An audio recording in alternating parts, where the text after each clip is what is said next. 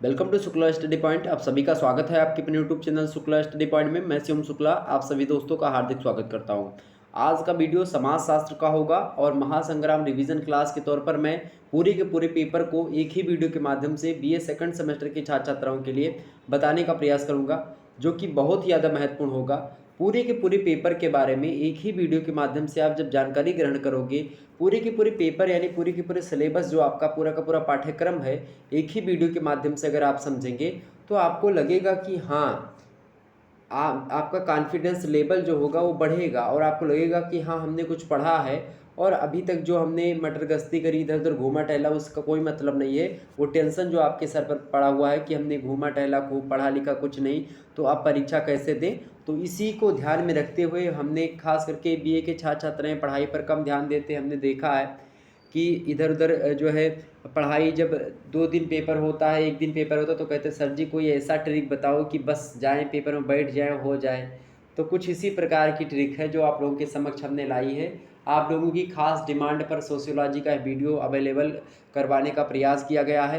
तो आप सभी लोग वीडियो को प्यार दें, यानी कि लाइक करें, शेयर करें सभी दोस्तों के पास और चैनल को सब्सक्राइब करें और सभी दोस्तों को बताएं कि शुक्ला स्टडी पॉइंट के माध्यम से बहुत ही अच्छे तरीके से मेहनत करके आपको अच्छे तरीके से अच्छे अंक दिलवाने के लिए लगातार प्रयास मैं करता हूं और इसीलिए शुक्ला स्टडी पॉइंट आपके साथ हमेशा आगे है। तो आप लोग चैनल को सब्सक्राइब और शेयर अवश्य करें। तो sociology BA first year second semester का यह एक प्रकार से महासंग्राम रिवीजन क्लास होगा।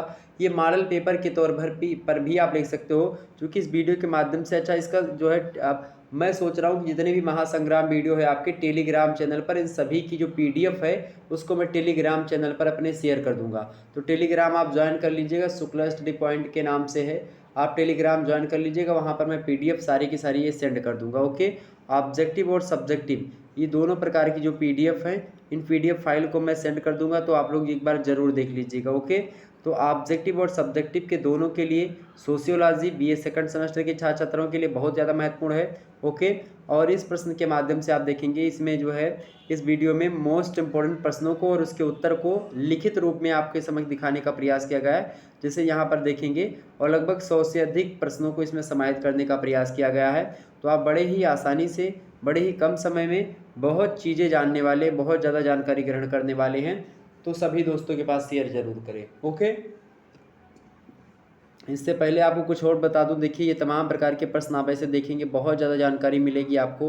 ये देखिए इसी प्रकार से आपको तमाम प्रकार के प्रश्नों के बारे में जानकारी मिलती रहेगी। ये ऊपर चल ही रहा है अभी, आप देख सकते हो कितने प्रश्नों को हमने इसमें समाहित किया, इतने प्रश्न आपके होंगे।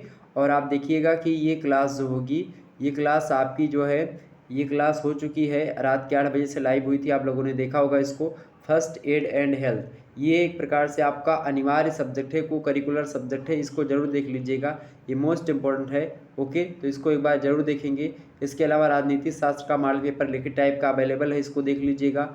इसके अलावा भूगोल का भी अवेलेबल हो चुका है, कल ही क्लासेस हुई थी, आप इसको भी देख लीजिएगा। जियोग्राफी का, शिक्षा शास्त्र का चैप्टर 1 अवेलेबल है, इसको देख लीजिएगा। इसके अलावा महासंग्राम रिवीजन क्लास 2022 के को लेकर के इस प्रकार से सोशियोलॉजी के बारे में अभी हम चर्चा करेंगे। उसी प्रकार से माइक्रो इकोनॉमिक्स यानी इकोनॉमिक्स बीए सेकंड सेमेस्टर का पूरा एक प्रकार से चैप्टर यानी पूरे के पूरे पेपर को एक ही वीडियो में समाहित करने का प्रयास किया गया है, आप यहाँ पर देख सकते हो। तो ये वीडियो है। ओके, तो इस प्रकार से आप लोग यहाँ पर इसको समझ सकते हो, देख सकते हो। आइए अब हम चर्चा करते हैं कि आखिरकार हम लोगों को क्या क्या पढ़ना और किस प्रकार से हमको चलना है और कौन कौन से प्रश्न आपकी परीक्षा की दृष्टि से महत्वपूर्ण है, उसको साथ साथ बताते हुए ऑब्जेक्टिव और सब्जेक्टिव दोनों तरीके से समझाने का प्रयास। ओके, चलें, पहला प्रश्न आपके समक्ष है कि नगर को परिभाषित कीजिए। प्रश्न क्या है? नगर को परिभाषित कीजिए। नगर क्या होता है भैया? देखें, जहां मुख्य व्यवसाय कृषि है उसे गांव कहते हैं। सबसे पहली बात क्या कि जहां मुख्य व्यवसाय क्या होता है? कृषि। व्यवसाय माने क्या होता है कि जो है ऐसा स्थान जहां पर लोग जो है व्यवसाय माने एक प्रकार से कोई धंधा पानी जो होता है उसी के व्यवसाय कहते हैं। तो गांव किसे कहते हैं? जहाँ पर यानी जिस क्षेत्र में जिस क्षेत्र का मुख्य व्यवसाय या पर जिस क्षेत्र में रह रहे लोगों का मुख्य व्यवसाय या मुख्य धंधा क्या होता है? कृषि यानी एग्रीकल्चर होता है, उसे गांव कहते हैं। और जहाँ कृषि के अतिरिक्त अन्य व्यवसाय यानी कृषि को छोड़ करके अन्य व्यवसाय प्रचलित हैं उसे शहर कहेंगे। ये परिभाषा किसने कही है? बिल कॉक्स महोदय कहते हैं इस प्रकार की परिभाषा। कहते हैं कि जहाँ मुख्य व्यवसाय कृषि है उसे गांव कहते हैं, और जहां कृषि के अतिरिक्त अन्य व्यवसाय प्रचलित है उसे शहर कहेंगे। बड़ी सिंपल सी परिभाषा है, ये तो छोटे बच्चों को भी समझ में आ जाए तो इसमें कोई दो राय नहीं, कोई रॉकेट साइंस नहीं है, बड़े आसानी से ये चीज़ें तो आपके समझ में आ ही गई होंगी। बिल्कुल आ गई तो इसको और समझाने की आवश्यकता तो है नहीं, इतनी वृत्तात्मकता बढ़ेगी वीडियो में, वीडियो लंबी बढ़ेगी अगर मैं समझाने में इसको फंसूंगा तो इतनी बात तो समझ में आ गई कि जहाँ पर मुख्य व्यवसाय कृषि होता है वो गांव कहलाता है, और जहाँ पर कृषि के अतिरिक्त अन्य व्यवसाय होता है जैसे कोई उद्योग धंधा हो गया, कोई अन्य व्यवसाय हो गया, तो उसे हम शहर कहेंगे। ये किसने कहा है? बिल कॉक्स महोदय ये कथन कहते हैं। अगली परिभाषा आप देखेंगे, नगर जो होता है एक ऐसी संस्था है जहाँ के अधिकतर निवासी कृषि कार्य के अतिरिक्त अन्य उद्योगों में व्यस्त होते हैं। बरगल महोदय नगर की परिभाषा इस प्रकार से देते हैं। क्या कहते हैं नगर की परिभाषा को देते हुए? कहते हैं कि नगर जो है एक ऐसी संस्था होती है जहाँ के अधिकतर निवासी, लगभग 50% के ऊपर के निवासी जो होते हैं वो किन क्षेत्रों में निवास, मतलब कि किन कार्यों में बिजी होते हैं? कृषि कार्य के अतिरिक्त, यानी कृषि कार्य नहीं कर रहे होते हैं, उसके अतिरिक्त कोई अन्य व्यवसाय या अन्य उद्योगों में व्यस्त होते हैं। उस प्रकार के एरिया को, उस प्रकार के क्षेत्र को हम नगर कहते हैं। ठीक, तो ये बात क्लियर हो गई आपकी कि नगर और जो है ये क्या होता है, ये चीज़ क्लियर हो गई, कोई दिक्कत की बात नहीं होनी चाहिए। वैसे ग्रामीण और नगरीय जीवन में भी बड़ा अंतर होता है। ओके, हम चर्चा कर लेंगे किसी दिन, तो टाइम मिलेगा। ओके, हालांकि और भी आगे हम प्रश्नों को देखेंगे, क्योंकि प्रश्न बहुत हैं और समय ज़्यादा नहीं है हमारे पास, और आप लोगों के पास भी समय नहीं है, लेकिन आप लोगों के पास होना चाहिए समय। मेरे पास समय इसलिए नहीं होता क्योंकि मुझे और भी चीज़ें पढ़नी रहती हैं, और आप लोगों के लिए भी जो है वीडियो सेट करना रहता है, वीडियो मतलब कि आपको पढ़ाना रहता है लगातार। आप देखते होंगे कभी ये सब्जेक्ट कभी वो सब्जेक्ट, तो ऐसे नहीं कि सब्जेक्ट मैं वैसे डायरेक्ट आपको आकर के पढ़ा दे रहा हूँ, मुझे भी उसका अध्ययन करना पड़ता है, हर चीज़ों को देखना पड़ता है, क्या चीज़ कैसे मैनेज करनी, इन सभी चीज़ों को सारा का सारा ये जो कलेक्शन करना हुआ, इन सभी चीज़ों को लिखवाना, या तमाम प्रकार के जो है और भी बहुत सारे कार्य होते हैं। एक वीडियो बनाने से पहले लगभग 2 घंटे की मेहनत होती है। 1 घंटे वीडियो बनाने से पहले 2 घंटे की मेहनत होती है, यानी कि एक वीडियो जो आप 1 घंटे की देखते हो उसमें लगभग 3 घंटे समय लगता है वीडियो को बनाने वगैरह कर, ये सब आम झाम तिकड़म जो करना होता है ये सब करने में। ठीक है, तो आप मेहनत को पहचानो और लाइक और शेयर करो। आपको लगता होगा कि बस ऐसे आओ ऐसे पढ़ा के निकल जाओ, ये होता है, और मेरे पास कोई और ये नहीं कि हाँ ये मेरा कोई लिखता अलग से हो और तमाम सारे लोग हों, ऐसा कुछ भी नहीं है। मैं केवल अकेले आप लोगों को पढ़ाने का प्रयास करता हूँ। ठीक है, चले प्रश्न संख्या 2 आपके समक्ष है, नगर की कोई 4 विशेषताएं लिखिए। नगर की कोई 4 विशेषताएं लिखिए। मोस्ट इंपॉर्टेंट प्रश्न आ चुका है, तो भैया नगर की 4 विशेषताएं देखिए मुख्य रूप से कौन कौन सी। पहली विशेषता होती है कि समूहों एवं व्यक्तियों के बीच कार्यात्मक अन्योन्य आश्रिता होती है। समूहों और व्यक्तियों के बीच में क्या होती है? समूहों और व्यक्तियों के बीच में कार्यात्मक अन्योन्य आश्रिता होती है। अन्योन्य आश्रिता मतलब होता है कि एक दूसरे से संबंधित होते हैं। किस हिसाब से संबंधित होते हैं? जो समूह होते हैं, जो व्यक्ति होते हैं, उनके बीच में, समूहों और व्यक्तियों के बीच में क्या होता है? कार्यात्मक अन्योन्याश्रिता का संबंध होता है। यानी कि कार्यात्मक माने कि कार्य के रूप में, यानी कि इसमें कोई जो है एक प्रकार से जो गांव वाला संबंध होता है उसको प्राथमिक संबंध कहते हैं। यानी कि वो हमारे पिताजी हैं, या हमारे चाचा हैं, वो हमारे गांव के दादा हैं, या इसी प्रकार से गांव के चाचा हैं, या इसी प्रकार से गांव के प्रतिष्ठित व्यक्ति हैं। तो गांव में क्या होता है, प्राथमिक संबंध चलते हैं कि या हमारे पापा की उम्र के, हमारे दादा की उम्र के, हमारे चाचा की उम्र के हैं, तो ये भी हमारे चाचा हुए, या हमारे चाचा के चचेरे भाई लगते तो वो भी हमारे एक प्रकार से चाचा हुए।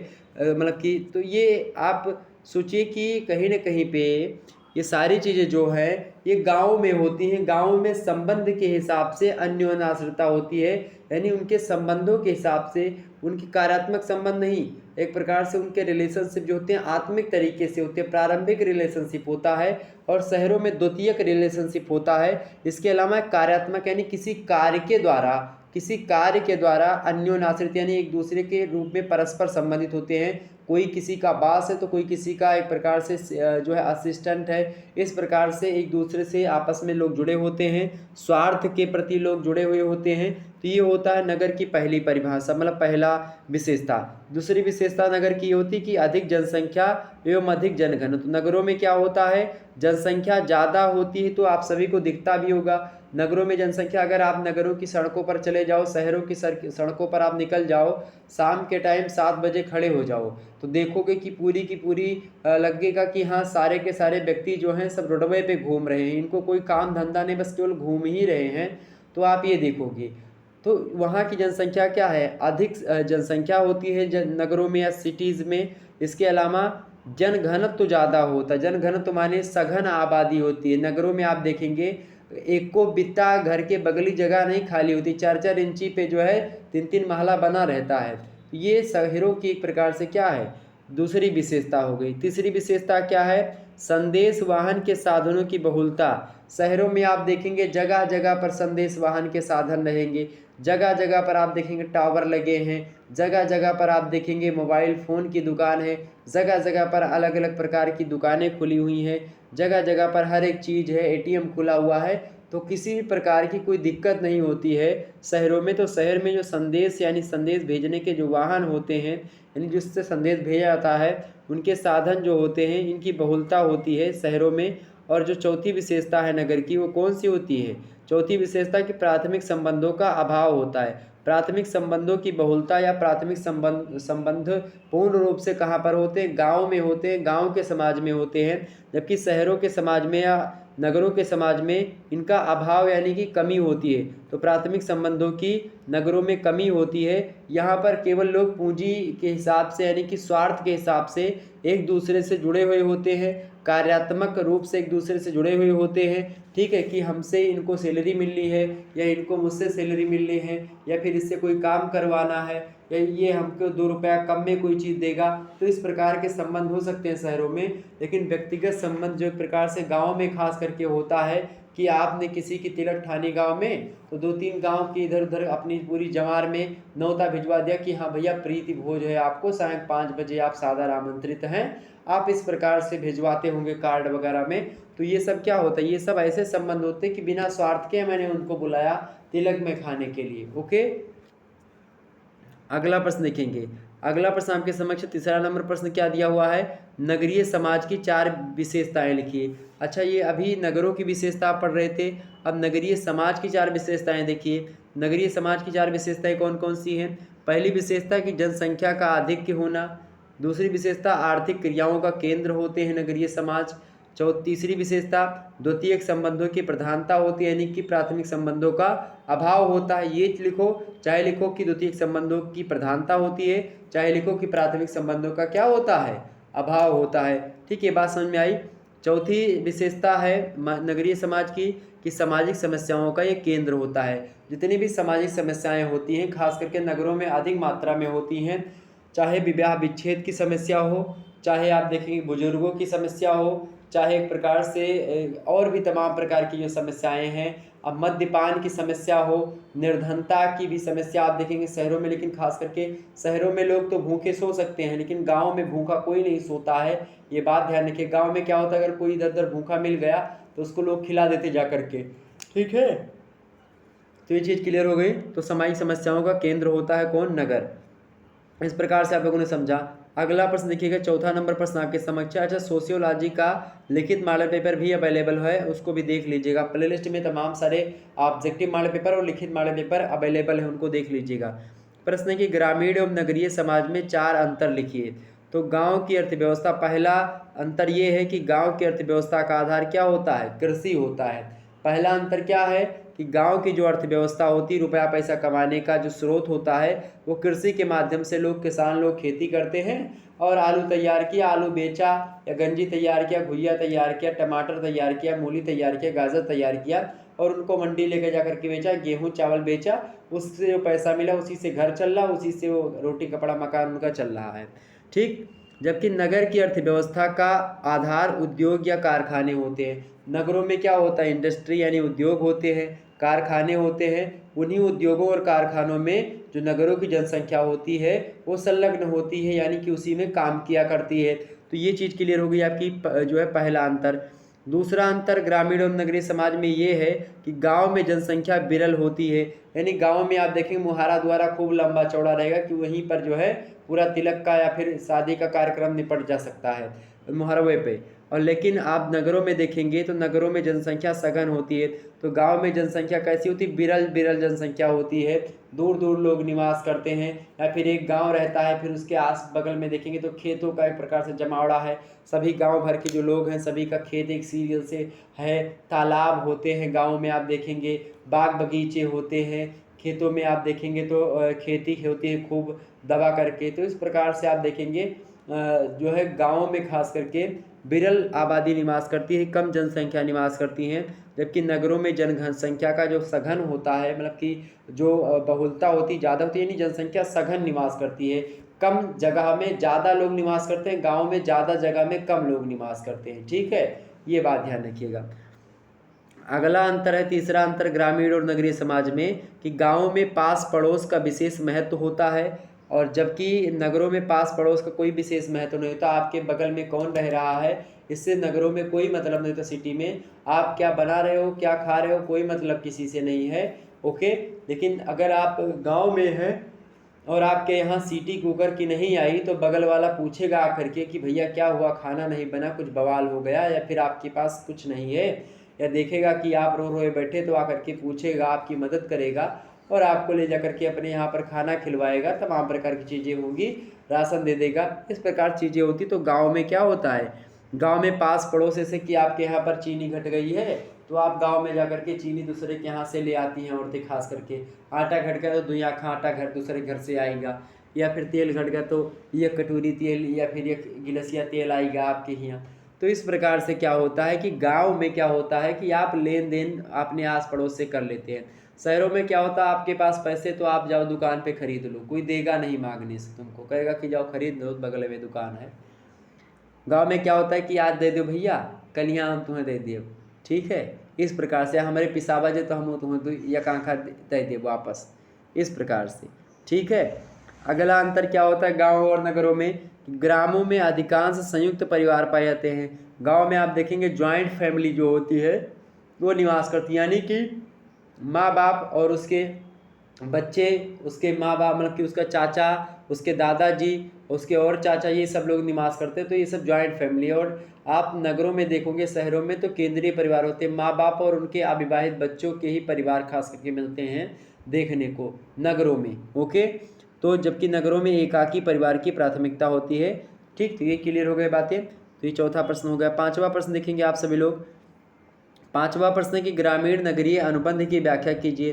तो ग्रामीण नगरीय सातत्य एक आधुनिक प्रक्रिया होती है जो कि किसी भी ग्रामीण या नगरीय क्षेत्र में देखी जा सकती है। ग्रामीण नगरीय अनुबंध की प्रक्रिया यह एक ऐसी घटना होती है जो अंशों में परिलक्षित होती है। वर्तमान समय में किसी भी घटना को ना तो पूर्ण रूप से ग्रामीण कह सकते हैं और ना ही पूर्ण रूप से नगरीय कह सकते हैं। तो समस्त ग्रामीण घटनाएं एक प्रक्रिया के रूप में कालांतर में नगरीय रूप में धारण करती हैं या नगरीय रूप में परिवर्तित होती हैं। तो ग्रामीण नगरीय अनुबंध यही होता है कि कब कोई विचारधारा गांव की है, कब वो नगर की हो जाए, इसका कोई पता नहीं है। परिवर्तन ही प्रकृति का नियम है। तो यही होता है, एक आधुनिक प्रक्रिया होती है ग्रामीण नगरीय सातत्य अनुबंध। ओके, तो जो किसी भी ग्रामीण या नगरीय क्षेत्र में देखी जा सकती है। तो इस प्रकार से क्लियर हुई बातें।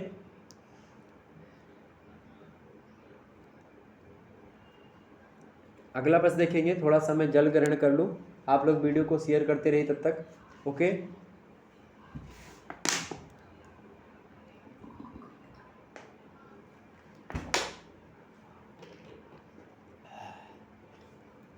हाँ भाई, छठवां नंबर प्रश्न देखो आप सभी लोग। 6 नंबर प्रश्न आपके समक्ष दिया हुआ है। प्रश्न है कि ग्रामीण समुदाय से आप क्या समझते हो। आपके बारे में राय पूछ रहा, तो आप भी लिख दीजिएगा। यहाँ पर मैंने लिखा है, इसको देखें। तो ग्रामीण समुदाय से आप क्या समझते हैं भैया। तो ग्राम या ग्रामीण समुदाय का तात्पर्य उस समुदाय से है जिसमें कृषि ही मुख्य व्यवसाय होता है, जनसंख्या का कम घनत्व होता है, प्राथमिक समूहों की प्रधानता होती है, अनौपचारिकता और कुछ सापेक्षिक सांस्कृतिक एवं जो है सामाजिक समानता होती है। कहने का मतलब ये है कि ग्राम या ग्रामीण समुदाय का तात्पर्य उस समुदाय से होता है जिसमें कृषि क्या होती है, मुख्य व्यवसाय होती है। जनसंख्या कम का घनत्व कम होता है, प्राथमिक समूहों की क्या होती है, प्रधानता होती है, सब विशेषताएं हैं ग्रामीण समुदाय की। इसके अलावा अनौपचारिकता होती है गांव में, शहरों में औपचारिकता होती है। शहरों में औपचारिक रूप से लोग जुड़े होते हैं, नगर गाँव में क्या होता है, अनौपचारिक रूप से जुड़े होते हैं, कोई मतलब नहीं, कोई सिस्टमेटिक नहीं जुड़े हुए होते हैं। ओके। और कुछ सापेक्षिक सांस्कृतिक और सामाजिक समानता होती है गांव में, तो ये ग्रामीण समुदाय की विशेषता है, उससे आप यही समझते हैं। 7वां प्रश्न है कि ग्रामीण समुदाय गांव को परिभाषित कीजिए। तो ग्रामीण समुदाय के अंतर्गत संस्थाओं एवं ऐसे व्यक्तियों का संकलन होता है जो छोटे से केंद्रों के चारों तरफ संगठित होते हैं एवं सामान्य प्राथमिक हितों में भाग लेते हैं। इस कथन को कहा था मेरिल एवं एलरिज महोदय ने गांव की परिभाषा को देते हुए कहा।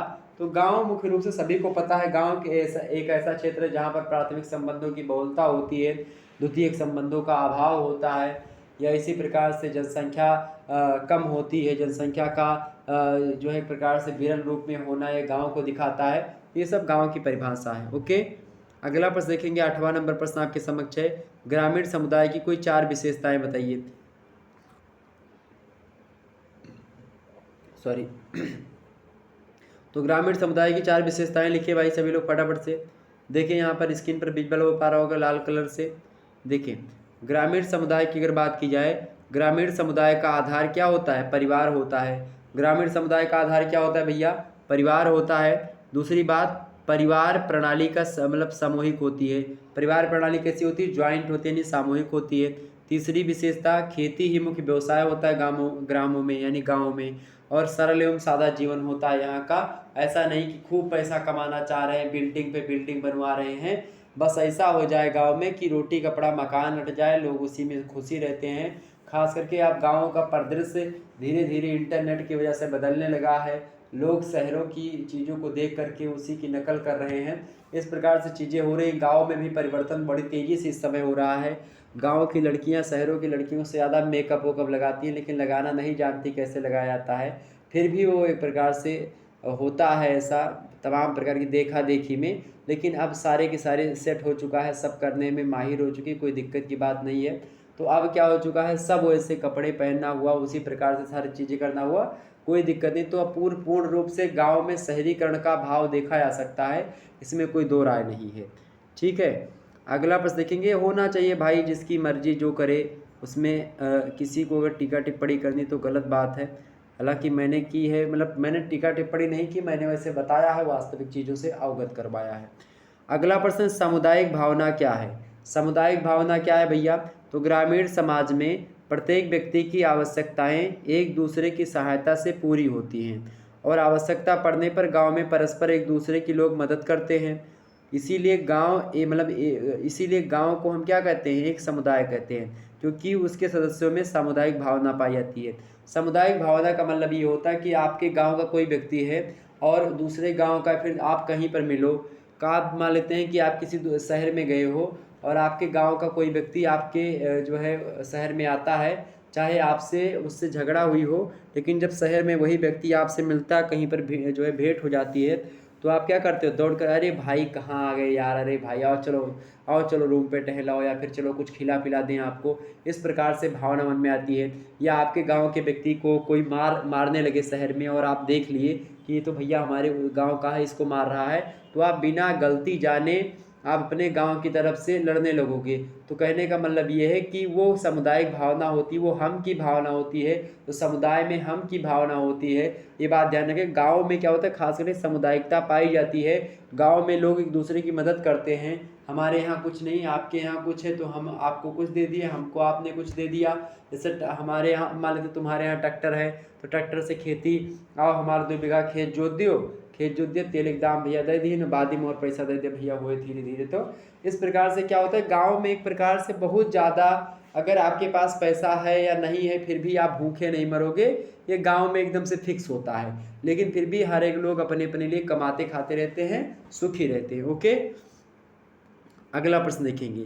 अगला प्रश्न 10वां नंबर प्रश्न है, कस्बा को परिभाषित कीजिए। कस्बा क्या होता है, तो कस्बा एक संगठित समूह होता है और जिसमें सामान्यतः प्रमुख व्यवसाय कृषि क्रियाओं के विपरीत वाणिज्य और उद्योग से संबंधित होता है।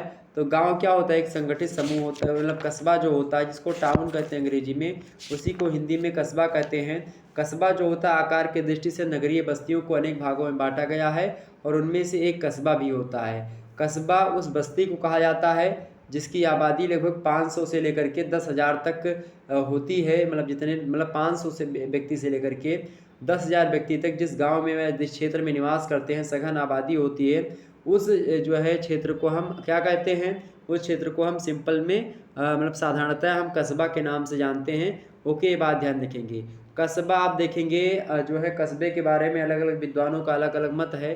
रेटजल महोदय ने कस्बे की 3 विशेषताएं बताई। पहली विशेषता, कस्बे में व्यापार उद्योग, मतलब कस्बे में व्यापार उद्योगों की प्रधानता होती, पहली विशेषता।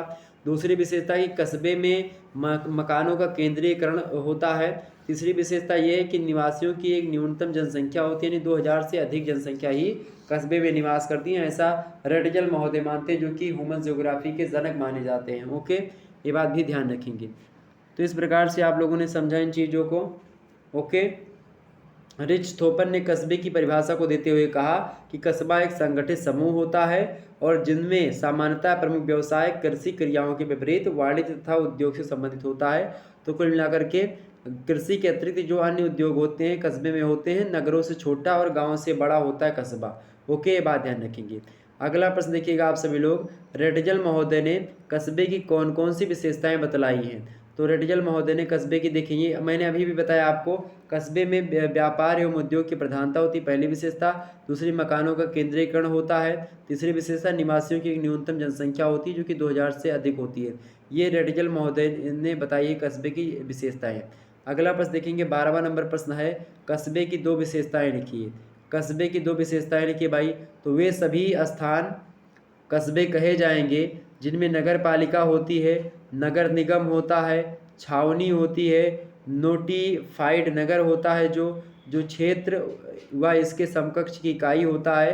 तो इस प्रकार के क्षेत्रों को हम क्या कहते हैं, कस्बा कहते हैं। नगर पालिका हो, नगर निगम हो, छावनी हो, नोटिफाइड नगर हो, क्षेत्र हो या फिर इसके समकक्ष की इकाई का कोई क्षेत्र हो तो उसको हम कस्बा कहेंगे। दूसरी विशेषता कस्बे की ये है कि जहाँ पर पुरुषों की कार्यशील जनसंख्या कम से कम, जहाँ पर जो पुरुष लोग होते हैं जो कि काम करते हैं और उन काम करने वाले पुरुषों में से लगभग 75% लोग कृषि के अतिरिक्त अन्य कार्यों को कर रहे हों, यानी अन्य कार्यों में संलग्न हो। यानी लगभग 25% लोग कृषि करते हैं तो कोई दिक्कत की बात नहीं, चल जाएगा। लेकिन लगभग 75% लोग के आसपास कृषि के अलावा कोई दूसरा कार्य करते हो, कोई उद्योग करते हो, कोई वाणिज्य या कोई व्यापार करते हो, तो उस प्रकार के क्षेत्र को हम कस्बा कहते हैं। जनसंख्या 2000 के ऊपर हो या फिर 500 के ऊपर, कुछ विद्वानों ने बताई है 10,000 तक, यानी 2000 से 10,000 तक होनी चाहिए। कुछ विद्वान तो 40,000 तक की आबादी वाली बस्ती को मानते हैं, कुछ तो 50,000 तक की आबादी को कस्बा मानते हैं। तो इस प्रकार से अलग अलग लोग जो है अलग अलग प्रकार से मानते हैं। ओके, ये बात ध्यान रखेंगे। अगला प्रश्न देखिएगा, 13वां नंबर प्रश्न है, धार्मिक विविधता में एकता को स्पष्ट कीजिए। तो भारत में आप देखेंगे विभिन्न धर्मों के लोग रहते हैं और विभिन्न धर्मों की जन्मस्थली भी भारत है, जैसे कि हिंदू, जैन, बौद्ध, सिख, इन धर्मों का उदय आप देखेंगे तो कहाँ पर हुआ है, भारत में हुआ है। हिंदुओं का उदय भारत में, तो हिंदू भाई तो सनातनी है, सनातन धर्म का उदय तो भारत में ही हुआ है। सबसे प्राचीन धर्म है, सबसे पुराना धर्म है और सबका एक प्रकार से बोले तो हर एक धर्म का उदय जो हुआ है कहीं ना कहीं पे इसी से हुआ है। इसी के विचारों को लेकर के अलग अलग प्रकार के धर्मों का निर्माण हुआ है। तो इस धर्मों की मतलब हिंदुओं की धर्मस्थली है, हिंदुओं से ही जैन धर्म निकला, हिंदुओं से बौद्ध धर्म निकला और हिंदुओं से ही सिख धर्म की उत्पत्ति हुई। तो ये चारों धर्म हिंदू धर्म के अंतर्गत ही आते हैं। तो इन सभी का उदय कहाँ पर हुआ, भारत में हुआ। इस्लाम और ईसाई धर्म जो है ये विदेशों से आए हैं। ये जो है एक प्रकार से खास करके आप देखेंगे तो ये जो है खाड़ी देशों में उत्पन्न हुए हैं। ऊपरी तौर पर उन सभी धर्मों में हमें भिन्नता दिखाई देती है, किंतु सभी के मूल सिद्धांतों में समानता दिखाई पड़ती। जो मूल सिद्धांत हैं उनमें समानता मिलेगी, लेकिन धर्मों में कुछ स्थानों पर थोड़ी बहुत अंतर मिलते हैं। बाकी सभी मूल रूप से अगर देखेंगे धर्म के जो मूल रूप से जो चीज़ें बताई जाती हैं वो समान ही है। तो इस प्रकार से विविधता में एकता, हमारे यहाँ पर कई सारे धर्म हैं और वो सारे के सारे धर्म आपस में मिलकर के सही तरीके से रहते हैं। ओके, बस कुछ अराजक तत्व हैं जो कि समाज में अलग अलग प्रकार की चीज़ें किया करते हैं, बस उन्हीं को एक प्रकार से कहीं ना कहीं पे चिन्हित करके और यहाँ से भगा दिया जाए, यहाँ से उनको दफ़ा कर दिया जाए, अलग देश में भेज दिया जाए, फिर उनको एक प्रकार से नागरिकता उनकी छीन ली जाए यहाँ की, फिर उसके बाद में सारा देश शांति प्रिय हो जाएगा, बहुत अच्छा हो जाएगा। 14वां प्रश्न आपके समक्ष है, भारतीय संस्कृति में विभिन्नता में एकता के संदर्भ में हर्बर्ट रिजले जो हैं वो क्या कहते हैं? तो हर्बर्ट रिजले का विचार है कि भारत में धर्म, रीति रिवाज, भाषा और सामाजिक एवं भौतिक विभिन्नताओं के होते हुए भी जीवन की एक विशेष एक रूपता कन्याकुमारी से लेकर के, कन्याकुमारी उत्तर दक्षिण का एरिया सबसे ज़्यादा, कि सबसे दक्षिणी एरिया कन्याकुमारी का मुख्य लैंड जो भारत का मुख्य लैंड है। और वैसे तो बात की जाए अगर अंडमान निकोबार द्वीप समूह का, तो आप देखेंगे इंदिरा पॉइंट जो है सबसे दक्षिणतम बिंदु है, और इंदिरा कॉल जो है वो सबसे उत्तरी बिंदु है, और जिसको इंदिरा पॉइंट को ही पिग्मेलियन पॉइंट के नाम से जाना था, दक्षिणी बिंदु सबसे। तो कन्याकुमारी से लेकर के हिमालय तक आप देखेंगे देखी जा सकती है, और वास्तव में भारत का एक अलग चरित्र एवं व्यक्तित्व है जिसकी अवहेलना नहीं की जा सकती। तो भारत में विविधता में एकता फैली हुई है, चाहे वो संस्कृति हो, चाहे धार्मिक एकता हो, और चाहे एक प्रकार से सांस्कृतिक एकता हो, चाहे राजनीतिक एकता हो, या एक प्रकार से सामाजिक एकता हो, कई प्रकार की, चाहे भाषा संबंधी एकता हो विविधता में, क्योंकि भारत में भाषाएं बहुत ज़्यादा बोली जाती हैं, लेकिन फिर भी तमाम प्रकार की भाषाएं बोली जाती हैं। दक्षिण की भाषा तो एकदम से अलग है उत्तरी भारत के लोगों से, लेकिन फिर भी दक्षिण भारत के लोग आज देखो कितना प्रेम करते हैं उत्तर भारतीयों को, उत्तर भारतीय लोग आज दक्षिण भारतीयों को प्रेम करते हैं। पहले था कुछ जो एक प्रकार से जब सोशल मीडिया का एक प्रकार से नहीं था, कि सोशल मीडिया यूजर्स नहीं थे, आपस में विचार आदान प्रदान नहीं हुआ करते थे, तो लोग एक प्रकार से जलन रखते थे। लेकिन आज क्या है, सोशल मीडिया प्लेटफॉर्म, साउथ की मूवीज़ आप देखिए कितनी धाकड़ आ रही, जो कि हिंदी में डब हो रही, हिंदी में अच्छी कमाई कर रही हैं। तो उन लोगों को लग रहा है कि हाँ, हिंदुस्तान की जो जनता है वो साउथ वालों को पसंद करती है, मतलब जो उत्तर भारत की जो जनसंख्या है ये दक्षिण को वालों को पसंद करती है। तो उन लोगों ने विचारों को समझा, यहाँ के लोगों ने उनके विचारों को समझा कि वो भारतीय संस्कृति कितने बड़े जो है वाहक हैं संस्कृति के। आप देखेंगे हर साउथ की मूवीज़ में आप देखेंगे इतने अच्छे कलरफुल मूवी बनाते हैं कि मज़ा आ जाता है देखने में, और अपनी संस्कृति की एक प्रकार से चाहत, माता पिता की रिस्पेक्ट, इसी प्रकार से तमाम प्रकार की चीज़ों के प्रति वो उत्तरदायी मूवी बनाते हैं, बड़ी धाकड़ मूवी बनाते हैं। तो हर्बर्ट रिजले ये बात आते हैं। अगला प्रश्न आप देखिएगा 15वां नंबर प्रश्न है, भारत की विविधता के बारे में CM जोड़ के क्या विचार हैं? तो भारत की विविधता में एकता के संबंध में ये लिखते हैं CEM जोड़ महोदय कि जो भी कारण हो, विचारों तथा जातियों के अनेक तत्वों में समन्वय, अनेकता में एकता उत्पन्न करने की भारतीयों की योग्यता एवं तत्परता ही मानव जाति के लिए भारत की विशिष्ट देन रही है। ये कहा किसने? CEM जोड़ महोदय ने बात कही। अगला प्रश्न देखिएगा 16वां नंबर प्रश्न आपकी परीक्षा की दृष्टि से ठीक है, बढ़िया प्रश्न है। भारत विद्या अभिगम क्या है? तो भारत विद्या अभिगम भारत के प्राचीन व पारंपरिक ग्रंथों का विश्लेषण कर भारतीय समाज शास्त्र को समझने का प्रयास कराता है। ओके, तो जो भारत के प्राचीन ग्रंथ हैं, पारंपरिक जो ग्रंथ हैं, उनका विश्लेषण करके जो भारतीय समाज शास्त्र है उसको समझने का प्रयास करता है। कौन? भारतीय विद्या अधिगम। ओके, अगला प्रश्न देखिएगा 17 नंबर प्रश्न आपके समक्ष है, विशिष्ट अभिगम क्या है? तो भारतीय विद्या अभिगम भारत के प्राचीन धर्म और दर्शन के प्रमाण ग्रंथों के अध्ययन पर आधारित भारतीय समाज के निरूपण व विश्लेषण की एक विशिष्ट दृष्टिकोण रहा है, और इसी को विशिष्ट अभिगम भी कहा जाता है। अगला प्रश्न देखिएगा 18 नंबर प्रश्न आपकी स्क्रीन पर विजुअल हो पा रहा है, फटाफट से देखेंगे। 18 नंबर प्रश्न है कि संरचनात्मक प्रकार्यात्मक अभिगम के आधारभूत मंतव्य बताइए। तो संरचनात्मक प्रकार्यात्मक अभिगम के आधारभूत मंतव्य निम्नलिखित हैं। कौन कौन से निम्नांकित हैं? पहला मंतव्य है कि प्रकार्यवादी समाज को एक व्यवस्था मानते हैं। प्रकारवादी जो लोग हैं वो समाज को क्या मानते हैं? एक व्यवस्था मानते हैं। व्यवस्था के विभिन्न भाग परस्पर अंतः संबंधित तथा आत्मनिर्भर होते हैं। ये जो है एक प्रकार से आधारभूत मंतव्य किसका? संरचनात्मक प्रकार्यात्मक अभिगम का। ओके, तीसरी मान्यता ये है कि व्यवस्था के सभी अंग समन्वयता, संतुलन व समायोजन में सहायता प्राप्त करते हैं। चौथी बात यह कि संरचना प्रत्येक कार्य में संबंधित होती है। ओके, तो ये क्या है? ये सब क्या है भाई? ये सब आधारभूत मंतव्य है संरचनात्मक प्रकार्यात्मक अभिगम के। नेक्स्ट प्रश्न आपके समक्ष 19 नंबर प्रश्न देखिएगा। 19 नंबर प्रश्न, दुर्खीम के अनुसार धर्म का क्या कार्य है? दुर्खिम के अनुसार धर्म का क्या कार्य है भैया? दुर्खिम के अनुसार धर्म का क्या कार्य है? धार्मिक कृत्य आत्म अनुशासन को प्रोत्साहन देकर व्यक्तियों को सामाजिक जीवन के लिए तैयार करते हैं। ये पहला जो है धर्म का कार्य है। पहला कार्य क्या है? धर्म के कृत्य जो होते हैं वो आत्म अनुशासन को प्रोत्साहन दे करके व्यक्तियों को सामाजिक जीवन के लिए तैयार करते हैं। दूसरा धर्म का कार्य होता है, दुर्खिम महोदय कहते हैं कि धार्मिक कृत्य जो होते हैं यानी धार्मिक जो कर्म होते हैं व्यक्तियों को एक दूसरे के समीप लाते हैं, उनके संबंधों को मजबूत करते हैं तथा इस प्रकार सामाजिक संश्लिष्टता को बढ़ावा देते हैं। ये जो है क्या है? धर्म का कार्य है, दुर्खिम महोदय ने बताया। 20वां नंबर प्रश्न आप सभी लोग देखिएगा। प्रश्न है कि भारत क्या है, यानी भारतवर्ष क्या है। तो भारतवर्ष क्या है से तात्पर्य विशेष रूप से यह है कि इस देश का नाम भारतवर्ष क्यों पड़ा, जो हिमालय से लेकर के हिंद महासागर तक विस्तृत महाद्वीप अर्थात भारत देश के नाम से विख्यात है। पौराणिक गाथाओं के नाम पर या पौराणिक गाथाओं के नाम पर ही इस देश का नाम भारतवर्ष पड़ा है। आप देखेंगे भरत नाम के 2 व्यक्ति हुए हैं, एक तो राजा भरत हुए हैं, ओके, जिन्होंने क्या किया था? वो राजा भरत जिन्होंने बाघ के दांतों को गिना था, शकुंतला के पुत्र, और एक भरत भगवान रामचंद्र जी के भाई, जो एक प्रकार से मर्यादा पुरुषोत्तम भगवान श्री राम के भाई के पद पर एक प्रकार से छोटे भाई थे, लेकिन वो भगवान राम से भी ऊपर माने जाते हैं। उनकी मर्यादा, उनका एक प्रकार से लगाव, उनकी नीतियाँ, उनके विचार, उनके आदर्श आज भी लोगों को प्रभावित करते हैं। भाई का अगर उदाहरण कभी भी दिया जाता है तो भाई भरत जैसा हो, ऐसा सभी लोग कहते हैं। ओके, ये बात ध्यान रखिएगा। अगला प्रश्न आप देखिएगा। अगला प्रश्न क्या दिया हुआ भैया? अगला प्रश्न आपके समक्ष है, देखें सभी लोग फटाफट से। अगला प्रश्न दिया हुआ है 21 नंबर प्रश्न देखेंगे। 21 नंबर प्रश्न दिया हुआ है कि भारतीय विद्या अभिगम की 2 सीमाएं क्या क्या हैं, बताइए।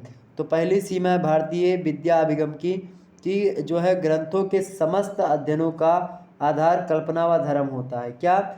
जो ग्रंथ होते हैं, इसमें जो ग्रंथ होते हैं जिनका हमको अध्ययन करना होता है, जिन ग्रंथों का हमको अध्ययन करना होता है भाई, उन ग्रंथों का जो आधार होता है वो कल्पना होता है या कल्पना के साथ साथ धर्म होता है। तो कल्पना और धर्म होता है जिनके माध्यम से हम अध्ययन करते हैं सभी चीज़ों का।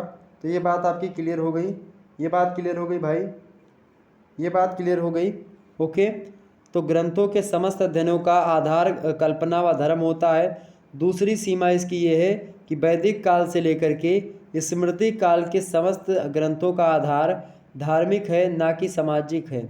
ओके, समझ में आ गई? यानी वैदिक काल जब वेदों का युग चल रहा था तब स्मृति जब रची जा रही थी तो उस समय स्मृति काल आता है इतिहास में। तो स्मृति काल तक जो समस्त ग्रंथ लिखे गए हैं, सारे के सारे ग्रंथ जो हैं वो धार्मिक हैं, ना कि सामाजिक हैं। और इन ग्रंथों को समाजशास्त्रीय अध्ययनों के आधार के रूप में नहीं लिया जा सकता है, क्योंकि ये क्या है? सामाजिक नहीं है, धार्मिक है। 22 नंबर प्रश्न आपके समक्ष है। जी.एस. घुरिये के अनुसार भारतीय विद्या अभिगम, जी.एस. घुरिये के अनुसार भारतीय विद्या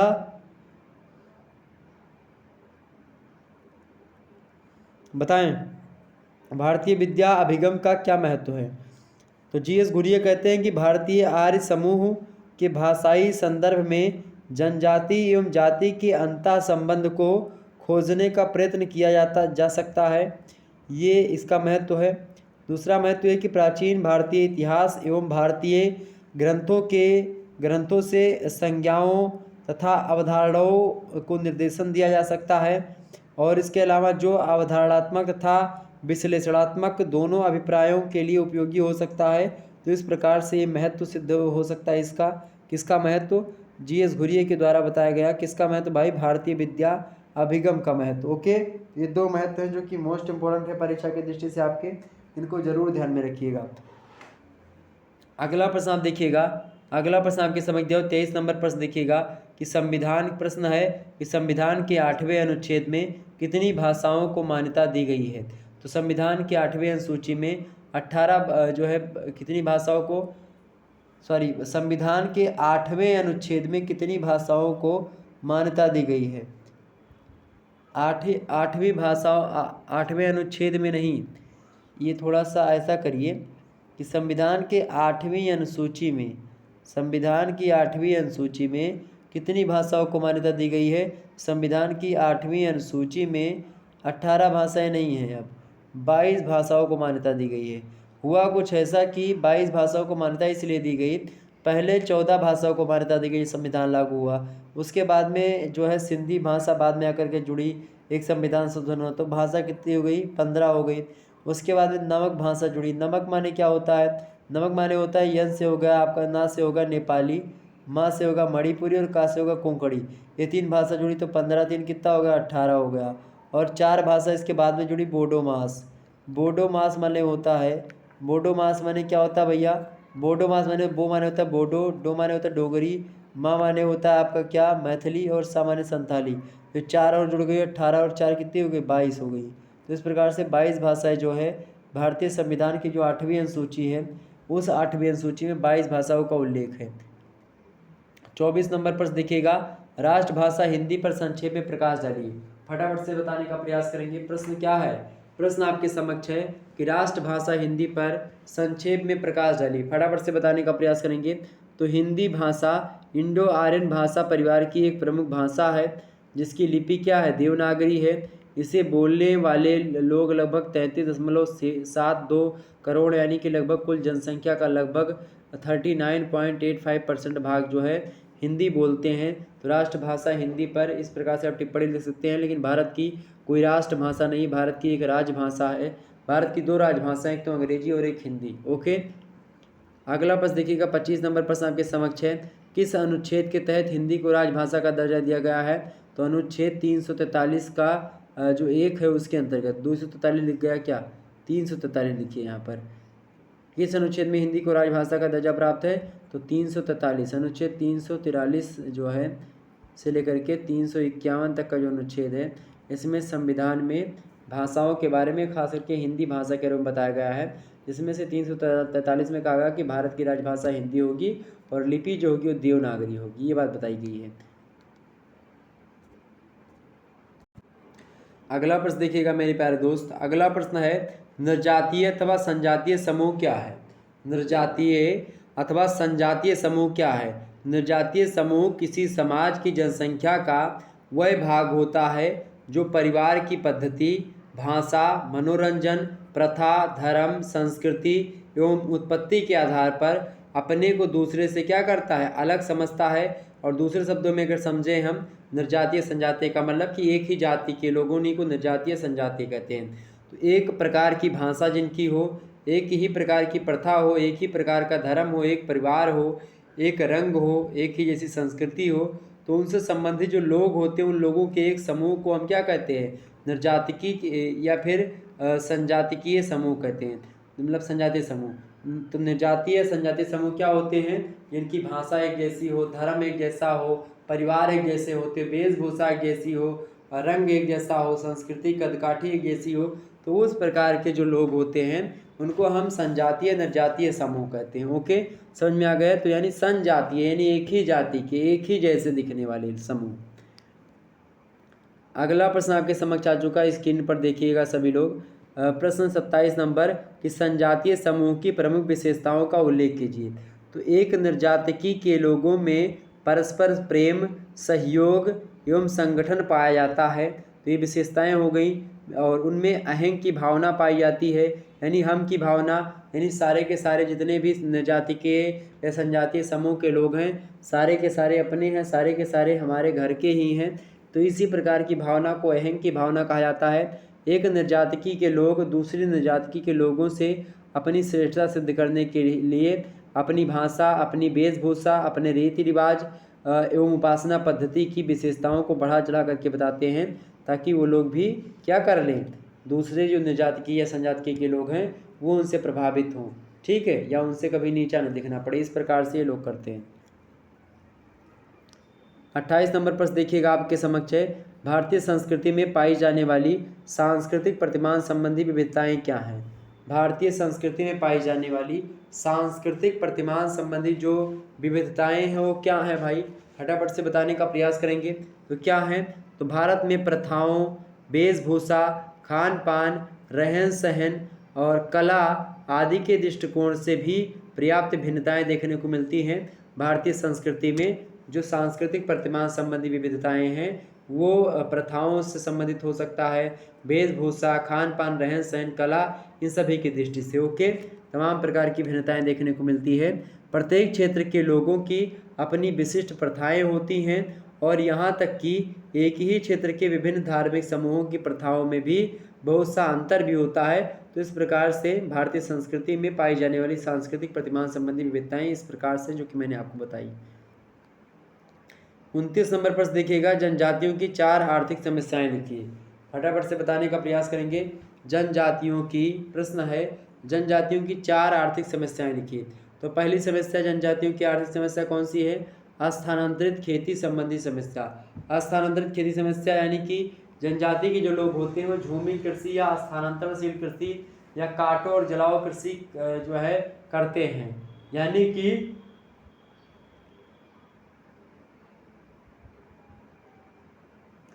कि ऐसी कृषि जो कैसी कृषि करते हैं लोग, कैसी कृषि करते हैं भैया?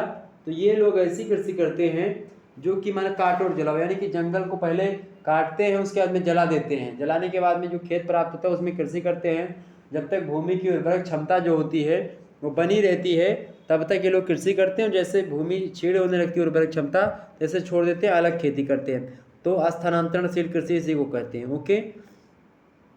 तो ये समस्या। दूसरी समस्या आर्थिक समस्या क्या है? नई भूमि व्यवस्था संबंधी समस्या।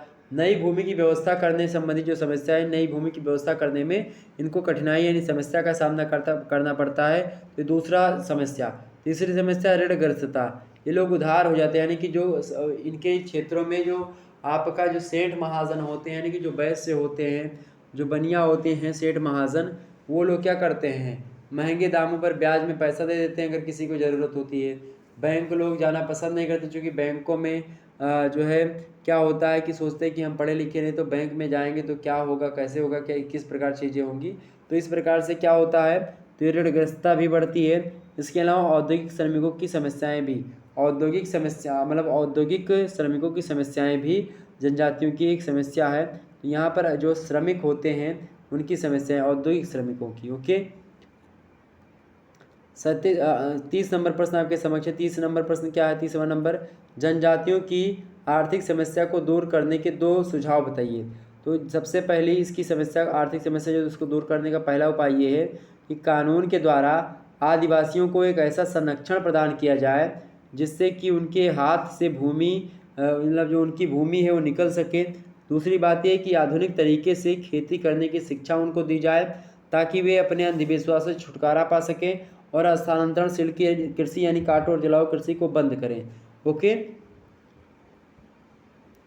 31 नंबर प्रश्न आपके समक्ष है। 31 नंबर प्रश्न क्या दिया हुआ है कि जनजातियों की 4 सामाजिक समस्याएं कौन कौन सी बताइए। समस्याएं, पहली समस्या जनजातियों की क्या है? बाल विवाह की समस्या है, यानी बाल विवाह, कम समय में शादी हो जाना। दूसरी विवाह कौन सी? कन्या मूल्य विवाह है वहाँ पर, जैसे यहाँ पर दहेज होता है वैसे वहाँ जनजातियों में कन्या मूल्य का प्रचलन होता है। तीसरी बात है युवा गृहों का पतन हो रहा है। किसका? युवा गृहों का पतन हो रहा है, कहाँ पर? जनजातियों में ओके। तो इसलिए जनजातियों की समस्याएं ये हो गई। चौथी बात है वेश्यावृत्ति और घातक रोग जो होते हैं ये जनजातियों की ही 4 समस्याओं में, सामाजिक समस्याओं में शामिल है ओके। अगला प्रश्न देखिएगा। अगला प्रश्न क्या आपके समझ दिया हुआ है? तो ये प्रश्न देखिएगा, जनजातियों की 4 समस्याएं जो सामाजिक थी वो मैंने आपको बताई। बाल विवाह, कन्या मूल की समस्या, युवा गृहों के पतन की समस्या, वेश्यावृत्ति के और घातक रोगों की समस्या।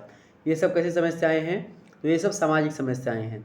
अगला प्रश्न आपके समक्ष है, देखिए 32 नंबर प्रश्न है कि जनजातियों की सामाजिक समस्याओं को दूर करने के 2 सुझाव दीजिए। आपको पढ़ना क्या है? सबसे पहले जान लो आपको पढ़ना क्या है।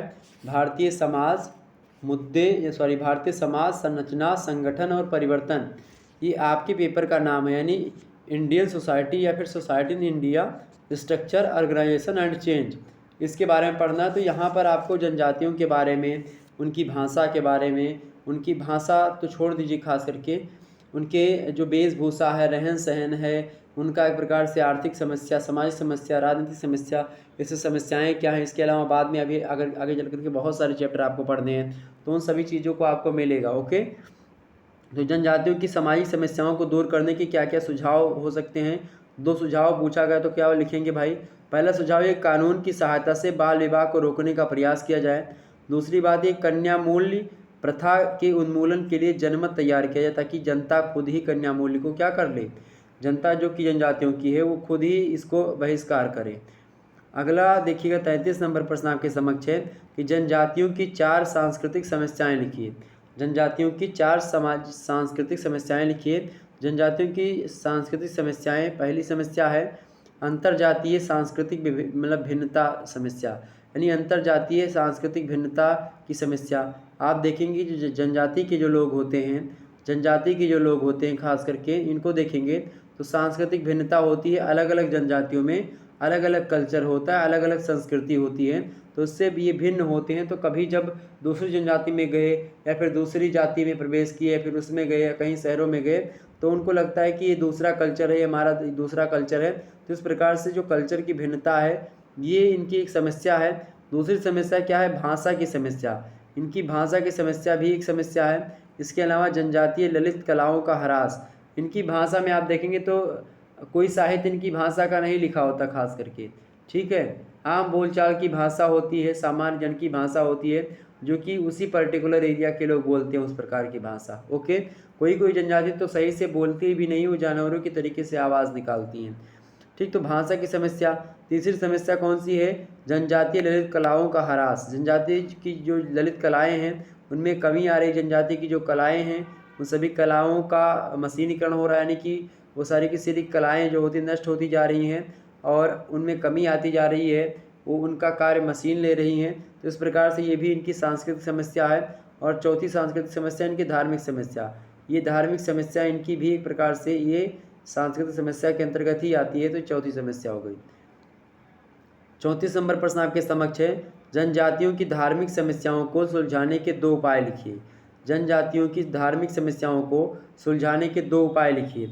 तो पहला उपाय क्या है, धार्मिक अंधविश्वासों को हटाने के लिए धर्म को एक वैज्ञानिक स्तर पर लाना चाहिए, ताकि क्या हो, धार्मिक जो अंधविश्वास है या जो धार्मिक समस्याएं हैं इनको सुलझाने का ये पहला उपाय है कि जो धार्मिक अंधविश्वास हैं उनको हटाया जाए। तो उनको हटाने के लिए धर्म को एक वैज्ञानिक स्तर पर लाना पड़ेगा इसके लिए। दूसरी बात ये है कि मतलब कि जनजाति को ललित कलाओं के रक्षार्थ अफ्रीका के अकीमोटो कॉलेज की तरह भारत में भी एक कॉलेज स्थापित किया जाना चाहिए, ताकि जो उनकी संस्कृति है, जो उनकी कलाएं हैं, वो जो उनका आर्ट है वो बचा रह सके और वो आसानी से इनको लगे कि हाँ हमारे लिए सरकार कुछ कर रही है। तो जिस प्रकार से अकीमोटो कॉलेज जो कि अफ्रीका की जनजातियों की रक्षा के लिए बनाया गया, अफ्रीका में उनकी कलाओं की रक्षा के लिए, उनके टैलेंट की रक्षा के लिए, तो वैसे ही भारत में जनजातियों के टैलेंट की रक्षा के लिए, उनकी ललित कलाओं की रक्षा के लिए कॉलेज स्थापित किया जाना चाहिए एक, जिस प्रकार से अकीमोटो कॉलेज है। अगला प्रश्न देखिएगा 35 नंबर प्रश्न आपके समक्ष है, अनुसूचित जनजाति से क्या तात्पर्य है। अनुसूचित जनजाति से क्या तात्पर्य है भैया, तो साधारणतः जनजाति का तात्पर्य एक ऐसे मानव समूह से समझ लिया जाता है जिसका रहन सहन, रीति रिवाज बहुत कम मतलब कि बहुत कुछ आदिम प्रकृति का होता है।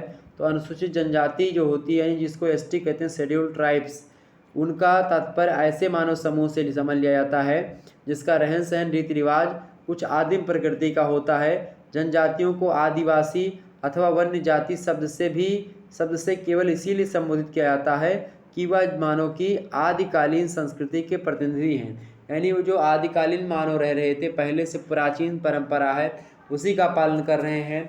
जो आधुनिकता है उसको नहीं ग्रहण कर रहे हैं, आधुनिकता का बहिष्कार करते, जो उनकी पुरानी संस्कृति है, पुराने कल्चर हैं, पुराने रीति रिवाज, पुरानी परंपराएं हैं, उन्हीं को आगे बढ़ाना चाह रहे हैं, उन्हीं के लिए तत्पर हैं। तो इसीलिए उनको जो है वन्य जाति या आदिवासी लोग भी कहते हैं, मतलब कि कहा जाता है। तो इस प्रकार से ये आदिवासी या अनुसूचित जनजाति के से ऐसा तात्पर्य होता है हमारा। 36 नंबर प्रश्न आप देखिएगा, जनजातियों की 2 विशेषताएं लिखिए। तो पहली विशेषता क्या है, जनजाति सभ्य समाज से दूर घने जंगलों के बीच में निवास करती हैं, रहती हैं। इनका अपना विशिष्ट भौगोलिक क्षेत्र होता है जनजातियों का। जनजातियों का अपना एक प्रकार से एक अलग सा, एक विशिष्ट सा क्या होता है, एक क्षेत्र होता है जो कि केवल उन्हीं का होता है और जंगलों में खास करके निवास करते हैं। दूसरी बात है कि जनजाति की अवधारणा के अंतर्गत हम आदिम परिवार से या फिर परिवारों के समूह को सम्मिलित करते हैं। तो जो आदिम परिवार है उनको, या फिर जो आदिम परिवारों का समूह है उनको हम सम्मिलित करते हैं जनजाति की अवधारणा के अंतर्गत। ये दो विशेषताएं हो गई। 37 नंबर प्रश्न आप देखेंगे, प्रश्न दिया हुआ है कि भारत की 4 जनजातियों के नाम बताइए। तो पहली जनजाति आप देखेंगे भील हो गई, दूसरी गोंड, तीसरी संथाल, चौथी खासी। खास करके ह्यूमन ज्योग्राफी जो मैं पढ़ा रहा हूँ वो पढ़ लीजिएगा, उसमें प्रजाति, जनजाति, चाहे वो भारतीय जनजाति हो चाहे विदेशी जनजाति हो, उनके बारे में बताया गया है। तो उसमें आप देख सकते हो सभी के बारे में, तो सेम चैप्टर होते हैं। उसमें प्रवास और अप्रवास, स्थानांतरण, इस प्रकार की समस्या यहाँ पर भी होती, वहाँ पर भी है, ह्यूमन ज्योग्राफी में भी। ओके, तो भील, गोंड, संथाल, खासी, मुइया, डुइया, ओरांव, ये सब एक प्रकार से ठीक है, थारू, ये सब जनजाति कहाँ की, भारत की ही है। अगला प्रश्न देखिएगा, 38 नंबर प्रश्न है, संस्कृतिकरण की से क्या तात्पर्य है। यानी कि संस्कृतिकरण जो होती, कल्चराइजेशन, कल्चराइजेशन से क्या तात्पर्य है भैया। संस्कृतिकरण वह प्रक्रिया होती है जिसके द्वारा कोई निम्न हिंदू जाति अथवा कोई जनजाति अथवा अन्य समूह, किसी जो छोटे समूह होते हैं व किसी उच्च समूह यानी कि जो द्विज जाति होती हैं, यानी कि जो ब्राह्मण, क्षत्रिय, वैश्य होते हैं, उनके समान अपने रीति रिवाजों, अपने कर्म कांडों, अपनी विचारधारा और जीविका पद्धति को बदलने लगते हैं। यानी मान लेते कोई राजा है, उस राजा ने अपनी लड़की के जो है, अपनी लड़की का शादी उसने जो है एक प्रकार से करी, और उसमें घोड़े दिए, हाथी दिए, फिर दहेज दिया और रुपया पैसा दिया। तो वही देखेंगे कौन, जो छोटे जाति के लोग हैं, उन्होंने देखा कि हाँ ये क्षत्रिय जाति का था या फिर राजा था, इसने ऐसा किया तो मैं भी ऐसा करूँगा, चाहे थोड़ा सा ही करूँ। तो धीरे धीरे करके क्या हो, जो आज दहेज का जो आप भ्रष्ट रूप आज देख रहे हैं इस समाज में, ये पहले नहीं था। पहले दहेज जैसी व्यवस्था नहीं थी सही तरीके से।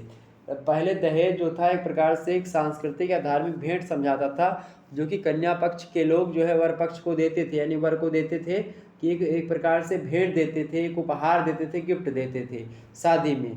लेकिन अब क्या हो गया है, वो गिफ्ट मजबूरी बन गई है। जो कि ये बड़े लोग किया करते थे, तो अब छोटे लोगों की ये मजबूरी हो चुकी है कि वो कार्य करें, क्योंकि उनके पूर्वजों ने एक आध दो बार कर दिया तो वही लोग देखते आए और वही कर रहे हैं। तो संस्कृतिकरण का मतलब ये होता है कि कोई जो बड़े लोग हैं, यानी जो निम्न हिंदू जाति के लोग हैं, वो जो अन्य हिंदू जाति के लोग हैं, जो बड़े हिंदू जाति के लोग में आते हैं, उनकी जो परंपराएं, रीति रिवाज होते हैं, उनके कर्मकांड जो होते हैं, उनकी विचारधारा, उनकी जीवन पद्धति, उनको अपना लेते हैं और अपनी जीवन पद्धति को उनके हिसाब से बदलते हैं। तो उसी को हम क्या कहते हैं, उसी को संस्कृतिकरण कहते हैं। 39 नंबर प्रश्न है, जाति को परिभाषित कीजिए। जाति क्या होती है। तो पहली परिभाषा देखिएगा, प्रोफेसर हर्बर्ट रिजले की परिभाषा जाति को लेकर के इन्होंने कहा कि जाति जो होती है परिवारों या जो है प्रकार से परिवारों के समूह का एक संकलन होता है, जिसका एक सामान्य नाम होता है जाति का, जो कि एक काल्पनिक पुरुष या देवता से उत्पत्ति और एक पारस्परिक व्यवसाय को अपने मतलब कि अपनाने का दावा करती है। जैसे ब्राह्मण लोग अध्ययन अध्यापन करते हैं, क्षत्रिय लोग रक्षा करने के लिए हैं, वैश्य लोग जो है व्यापार करने के लिए माहिर हैं, शूद्र लोग जो है खेती और किसानी या सेवा करने के लिए मतलब। तो एक प्रकार से अब शूद्रों में भी देखेंगे, कोई यादव लोग हैं जो कि गाय भैंस का पालन करते हैं, मौर्य लोग खेती करते हैं, या इसी प्रकार से आप देखें सब्जी की खेती खास करते हैं। इसी प्रकार से कुम्हार मतलब बर्तन बनाता है, बढ़ई जो है दरवाज़ा वगैरह बनाता है, लकड़ी काम करता है। इसी प्रकार से भिस्ती घर बनाते हैं। इसी प्रकार से अलग अलग जाति के लोग जो हैं, अलग अलग, नाई जो है बाल काटता है। इसी प्रकार से तमाम प्रकार के जो जाति के लोग होते हैं, अपने अपने उनके काम फिक्स होते हैं कि हम हमको ये कार्य करने हैं। तो इस जाति की परिभाषा होती है, और उन लोगों की दृष्टि में एक समरूप समाज का निर्माण करती हैं जाति, जो अपने मत के योग्य होती हैं। तो ये हर्बर्ट रिजले कहते हैं जाति की परिभाषा को देते हुए। अगली परिभाषा चार्ल्स कूले महोदय कहते हैं कि जाति एक वर्ग, मतलब कि जाति एक वर्ग होता है जो कि पूर्णतः आनुवंशिकता पर आधारित होता है। तो जाति एक वर्ग है जो कि पूर्ण रूप से आनुवंशिकता पर आधारित होता है। यह कथन किसका है, यह कथन चार्ल्स कूले का बहुत बार एग्जाम में पूछा गया है। तो जब एक वर्ग पूर्ण रूप से आनुवंशिकता पर आधारित होता है तब हम उसे जाति कहते हैं। यह परिभाषा चार्ल्स कूले की बड़ी फेमस परिभाषा है। 40 नंबर प्रश्न आप सभी लोग देखिएगा। 40वां नंबर प्रश्न आपके समक्ष है। कौन सा प्रश्न है भैया, 40 नंबर प्रश्न आपके समक्ष है। जाति प्रथा की 4 विशेषताएं लिखिए। जाति प्रथा की 4 विशेषताएं लिखिए, फटाफट से बताने का प्रयास करेंगे भाई। जाति प्रथा की 4 विशेषताएं। पहली विशेषता कौन सी हो गई, जाति जो होती जन्मजात होती है। जाति जैसे आप पैदा हुए, जहाँ जैसे आप पैदा हो गए वैसे आपकी जाति फिक्स हो गई कि आप फलाने शुक्ल, फलाने सिंह या फलाने यादव, फलाने मौर्य, फलाने कुमार, इस प्रकार से हैं। ओके।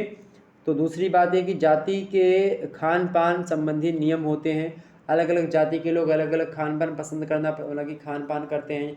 ऐसे ब्राह्मण लोग जो होते हैं खास करके मांस मदिरा का सेवन करना वर्जित है, मांस वगैरह नहीं खाते ब्राह्मण लोग। तो इस प्रकार से क्षत्रिय लोग खाते हैं या अन्य जाति के लोग खाते हैं। तो इस प्रकार से होता है कि कोई मतलब खान पान का भी अलग सा नियम होता है। अधिकांश जातियों के व्यवसाय से जो है निश्चित होते हैं कि तुमको यही व्यवसाय करने हैं। और चौथी बात है कि ऊंच नीच और छुआछूत के नियम भी जातियों में आप देखेंगे तो होते हैं, पहले होते थे, अब जो है एकदम से समाप्त हो चुका है। अनुच्छेद 17 जो कि संविधान का है उसके अनुसार अगर बात की है तो अनुच्छेद 17 मौलिक अधिकार है, छुआछूत का अंत हो चुका है, अस्पृश्यता का अंत यानी अनटचेबिलिटी जो है पूर्ण रूप से भारत में समाप्त की जा चुकी कानूनी हिसाब से। 41 नंबर प्रश्न है, व्यक्तिगत जीवन में मतलब व्यक्तिगत जीवन में जाति के 4 कार्य लिखिए। तो पहला कार्य व्यक्तिगत जीवन में जाति का कि व्यक्ति की सामाजिक स्थिति का निर्धारण करना हुआ, तो ये जाति का ही कार्य हुआ। दूसरा कार्य कौन सा होगा, मानसिक सुरक्षा प्रदान करना, ये भी जाति का ही कार्य है। तीसरी सामाजिक सुरक्षा प्रदान करना, ये भी जाति का व्यक्तिगत जीवन में जाति का कार्य है। और इसके अलावा व्यवहारों पर नियंत्रण करना, ये सब क्या है, जाति के कार्य हैं। तो आप देख पा रहे, कार्य फिर से देख लीजिएगा। कार्य क्या है, व्यक्ति की जो सामाजिक स्थिति है उसका निर्धारण करना, ये जाति का कार्य होता है। मानसिक सुरक्षा प्रदान करना, ये भी किसका कार्य होता है, जाति का ही कार्य होता है। सामाजिक सुरक्षा प्रदान करना, ये जाति का ही कार्य होता है। इसके अलावा व्यवहारों पर नियंत्रण करना, ये भी जाति का ही कार्य होता है। ओके। 42 नंबर प्रश्न देखिएगा। 42 नंबर, सामाजिक जीवन में जाति के 4 कार्य लिखिए। सामाजिक जीवन में जाति के 4 कार्य कौन कौन से भाई। पहला कार्य कि सामाजिक संगठन एवं एकता में सहायता प्रदान करती हैं जातियाँ। दूसरी बात है कि आवश्यक प्रशिक्षण कार्य एवं कुशलता प्रदान करना, ये भी जाति का एक प्रकार से सामाजिक जीवन में कार्य होता है। और जो तीसरी बात है कि समाज में श्रम विभाजन की सरलतम व्यवस्था करना, ये भी जाति की काम होता है। इसके अलावा राजनीतिक स्थिरता बनाए रखना, ये भी जाति का ही एक प्रकार से कार्य होता है।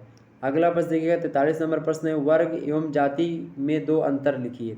तो वर्ग जो होता है, फिर वर्ण जो होता है, वर्ण एवं जाति में 2 अंतर लिखिए। तो मुख्य रूप से वर्ण कितने होते हैं, 4 होते हैं, जो कि गुण और कार्य पर आधारित होते हैं, जबकि जाति व्यक्ति के जन्म पर आधारित होती हैं। आपको बता दो, ब्राह्मण, क्षत्रिय, वैश्य और शूद्र, ये चार ये केवल 4 वर्ण होते हैं। तो भारतीय समाज में कौन कौन से वर्ण हैं, 4 वर्ण हैं।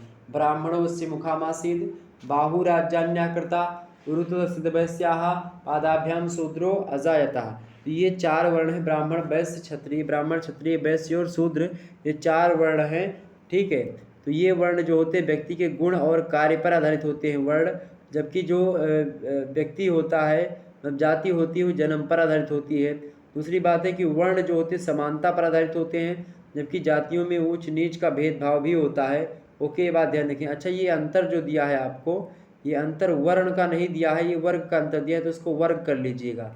वही मैं सोच रहा था, तो उसको वर्ग कर लीजिएगा। वर्ग और जाति में क्या अंतर है, तो वर्ग जो होता है व्यक्ति के गुण और कार्य पर आधारित होता है, जबकि जाति व्यक्ति के जन्म पर आधारित होती है।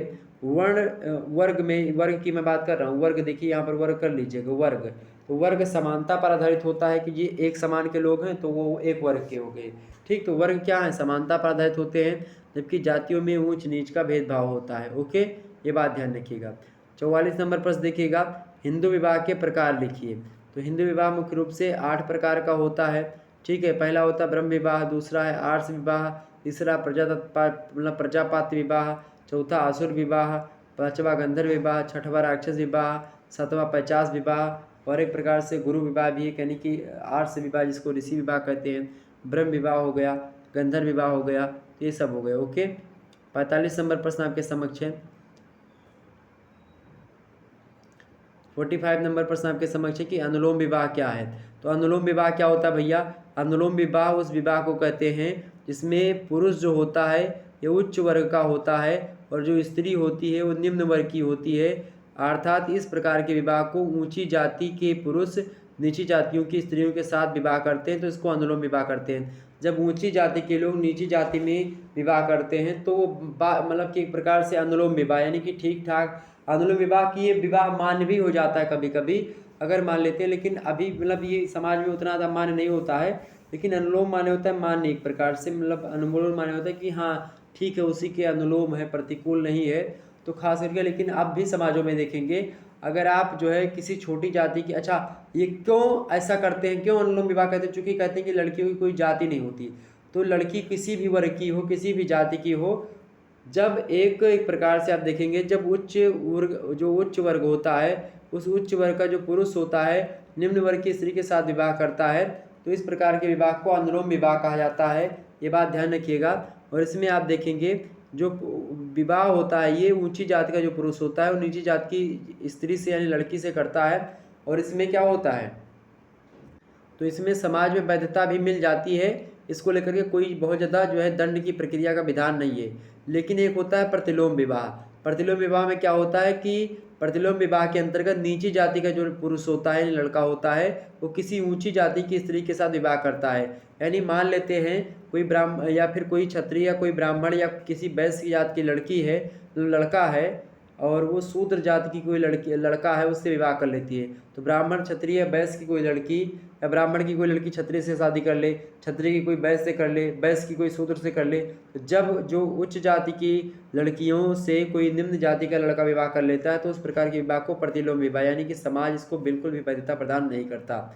ओके, ये बात ध्यान रखेंगे। तो इस प्रकार से ये समाज अभी भी आप देखेंगे अनुलोम प्रतिलोम दोनों प्रकार के विवाह वैध नहीं है। ठीक है, ये बात ध्यान रखिएगा।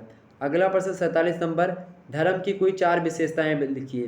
तो धर्म की विशेषताएं लिखिए। पहली विशेषता, धर्म अलौकिक शक्ति में विश्वास होता है। अलौकिक शक्ति में विश्वास होता है धर्म। ओके, लौकिक शक्ति नहीं, अलौकिक शक्ति में विश्वास होता है। आशा एवं शक्ति का स्रोत होता है धर्म, यानी धर्म में आशा होती है, शक्ति होती है, इन सभी का स्रोत क्या होता है? धर्म ही होता है। पवित्रता से संबंध होता है धर्म का, हर धर्म में पवित्रता होती है। विशिष्ट धार्मिक प्रतीक होते धर्म के, कई सारे प्रतीक होते धर्मों के जो कि विशिष्ट होते हैं। 48 नंबर प्रश्न है, सामान्य और विशिष्ट धर्म में 2 अंतर लिखिए। सामान्य धर्म का क्षेत्र व्यापक होता है, जबकि विशिष्ट धर्म का क्षेत्र अपेक्षाकृत रूप से क्या होता है? सीमित, यानी छोटा होता है सामान्य धर्म से। दूसरा अंतर सामान्य और विशिष्ट धर्म का ये है कि सामान्य धर्म संपूर्ण समाज के कल्याण से संबंधित होता है, जबकि विशिष्ट धर्म अन्य व्यक्तियों के संदर्भ में दायित्व निर्वाह से संबंध रखता है। तो इस प्रकार से समझिएगा। और आपको ये रिवीजन क्लास के तौर पर मैं करवा रहा हूँ, और भी मैं चीज़ें आपके समक्ष करवाऊँगा। अगला प्रश्न आपके समक्ष है 49 नंबर प्रश्न, धर्म के 4 प्रकार अथवा महत्व बताइए। धर्म के 4 प्रकार या महत्व कौन कौन से? पहला महत्व प्रकार ये है सामाजिक संगठन का आधार। सामाजिक संगठन का आधार, ये धर्म का, चूँकि धर्म जो होता है सामाजिक संगठन का आधार होता है, ये पहला प्रकार है। दूसरा बात, धर्म जो होता है ये सामाजिक नियंत्रण का साधन होता है। धर्म क्या होता है? सामाजिक नियंत्रण का साधन होता है, तो ये भी क्या हो गया? धर्म क्या है? सामाजिक नियंत्रण का साधन है, तो ये भी धर्म का एक प्रकार है। तीसरी बात, धर्म जो होता है सामाजिक एकता का विश्वास है। सामाजिक एकता का विश्वास मतलब सामाजिक एकता का विकास किससे होता है? धर्म से ही होता है। सामाजिक एकता के विकास में धर्म सहायता प्रदान करता है, ये भी एक प्रकार से इसका एक प्रकार ही है। और धर्म का जो चौथा प्रकार या महत्व ये है कि व्यक्तित्व के विकास में सहायता प्रदान करता है धर्म। धर्म क्या करता है? व्यक्तित्व के विकास में, यानी कि जो पर्सनालिटी होती है उसके डेवलपमेंट में सहायता प्रदान करता है, जो धर्म होता है। ओके, 50वां नंबर प्रश्न आप देखिएगा, धर्म को परिभाषित कीजिए। धर्म की परिभाषा दीजिए। टायलर महोदय कहते हैं कि धर्म जो होता है आध्यात्मिक शक्तियों पर विश्वास है। क्या? धर्म जो होता है वो आध्यात्मिक शक्तियों में विश्वास है। कौन कहता है? एडवर्ड टायलर कहते हैं। एडवर्ड टायलर का एक प्रकार से आत्मवाद जो है धर्म से संबंधित है, ये बड़ा फेमस है। आत्मवाद जो है एक प्रकार से एक विचारधारा है, किसकी है? एडवर्ड टायलर की है। आत्मा की उत्पत्ति से मनुष्य से संबंधित है। दूसरी परिभाषा धर्म की सुनिएगा, धर्म को मैं मनुष्य से, ये सर जेम्स फ्रेजर कहते हैं कि धर्म को मैं मनुष्य से श्रेष्ठ उन शक्तियों की संतुष्टि या आराधना समझता हूँ जिनके संबंध में यह विश्वास किया जाता है कि वे मानव को मार्ग दिखाती हैं और नियंत्रित करती हैं। तो मानव को अगर किसी कठिनाई में फंसा हुआ तो उसको मार्गदर्शन करना, या मानव के जो क्रियाकलाप हैं या मानव कुछ गलत ना करे या गलत करे तो उसको नियंत्रण में रखने के लिए उसकी दंड की व्यवस्था, ये सब धर्म के हिसाब से किया जाता है। वैसे धर्म में आप देखेंगे खास करके तो ये तमाम प्रकार के जो सामाजिक नियम है, सामाजिक मापदंड हैं, सामाजिक जो रीति रिवाज हैं, उनके हिसाब से कार्य करने की शैली धर्म सिखाता है कि धर्म में अराजकता न फैले, धर्म में अच्छे तरीके से लोग रहें। 51 नंबर प्रश्न आप देखिएगा, हिंदू सामाजिक जीवन में धर्म के 4 महत्व लिखिए। प्रश्न क्या है कि हिंदू सामाजिक जीवन में धर्म के 4 महत्व कौन कौन से हैं। पहला महत्व है भैया कि धर्म ने व्यक्तित्व जीवन के निर्माण में सदैव सहायता पहुंचाई है, पहला महत्व। दूसरा महत्व है कि धर्म सामाजिक नियंत्रण का भी एक महत्वपूर्ण साधन रहा है, इसलिए हिंदू सामाजिक जीवन में धर्म का बहुत ज़्यादा महत्व है।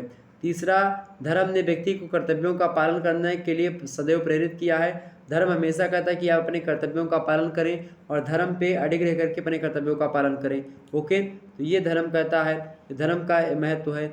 अगला धर्म का महत्व क्या है कि हिंदू धर्म सामाजिक एकता का पोषक है। क्या हिंदू धर्म जो है वह सामाजिक एकता का क्या है, पोषक है। सामाजिक एकता को बढ़ावा देता है कौन, जो हिंदू धर्म है। आप देखेंगे वसुधैव कुटुंबकम की भावना हमारे जो है वेदों में, धर्मों में, ग्रंथों में बताई गई है कि उदार चरित्रा नाम तु वसुधैव कुटुंबकम। ओके, ये बताया गया हिंदू धर्म में। तो इस प्रकार से आप लोगों ने समझा धर्म के बारे में। अब बाकी चीज़ें जो होंगी हम नेक्स्ट वीडियो में चर्चा करते रहेंगे, तो उसको लेकर के आप परेशान बिल्कुल भी मत होइएगा। तो ये मैं 51 नंबर प्रश्न तक मैंने डिस्कस कर लिया है आज की वीडियो में। हमने हिंदू सामाजिक जीवन में जो धर्म का महत्व है इसको हमने आपको बता दिया। तो अब हम बाकी संयुक्त परिवार के बारे में अब हम बाद में चर्चा करेंगे। तो हिंदू परिवार में हिंदू जीवन में जो सामाजिक धर्म मतलब कि जो धर्म है, धर्म चैप्टर तक हमारा कंप्लीट हो चुका है। अब हम आगे चल करके संयुक्त परिवार के बारे में, इन सभी के बारे में जानेंगे। देखिए तमाम प्रकार के प्रश्न आपके समक्ष आते रहेंगे, इनको हम नेक्स्ट वीडियो में देखेंगे मेरे प्यारे दोस्त। तो आप लोग इसको लेकर के परेशान ना होइएगा। कल रात के इसी टाइम पर जो है ये भी क्लास यानी 9 बजे से यही क्लास प्रारंभ हो जाएगी। तो कल आप इस वीडियो को देख लीजिएगा। ओके, ये बात ध्यान रखिएगा और ये वीडियो जरूर देखिएगा। अभी रात के 8 बजे से क्लास हुई है इसकी, फर्स्ट एड एंड हेल्थ की, इसको जरूर देख लीजिएगा। मोस्ट इंपोर्टेंट है, ये आपकी परीक्षा में हर हालत में आएगा। 100 ऑब्जेक्टिव टाइप के प्रश्न पूछे जाते हैं जो कि बेहद ही महत्वपूर्ण है। ओके, आगे देखिएगा राजनीति शास्त्र का वीडियो देख लीजिएगा, मोस्ट इंपोर्टेंट है। भूगोल का देख लीजिएगा ये वीडियो, शिक्षा शास्त्र का देख लीजिएगा और माइक्रो इकोनॉमिक्स यानी इकोनॉमिक्स का देख लीजिएगा, BS सेकंड सेमेस्टर का ही सारा का सारा। ओके, इस प्रकार से सारी की सारी वीडियोस आप देख लीजिएगा। ये मोस्ट इंपॉर्टेंट वीडियोज है। ये चैप्टर 1 वाली शिक्षा शास्त्र की देखिएगा, भूगोल की भी चैप्टर 1 की वीडियो अवेलेबल है, जियोग्राफी की ओके देख लीजिएगा, राजनीति शास्त्र का भी चैप्टर 1 वगैरह अवेलेबल है, इसको देख लीजिएगा। फर्स्ट एड एंड हेल्थ का जरूर देखिएगा ये वाला, ये तो बहुत ही ज़्यादा महत्वपूर्ण है सभी के लिए। ओके, चलिए फिर 103 प्रश्न तक हैं, इनके बारे में हम चर्चा करेंगे नेक्स्ट वीडियो में। धन्यवाद आप सभी का, बहुत बहुत धन्यवाद आप सभी का। एक बार वीडियो को शेयर कर दीजिएगा सभी दोस्तों के पास और लाइक ज़रूर कर दीजिएगा। ओके, धन्यवाद। Good night, I love you. Good night मेरे प्यारे दोस्तों, सभी को गुड नाइट, गुड नाइट, जय हिंद। सभी लोग कमेंट सेक्शन में जय हिंद लिखिएगा, दोस्तों के पास वीडियो को शेयर कर दीजिए। धन्यवाद आप सभी का, बहुत बहुत धन्यवाद।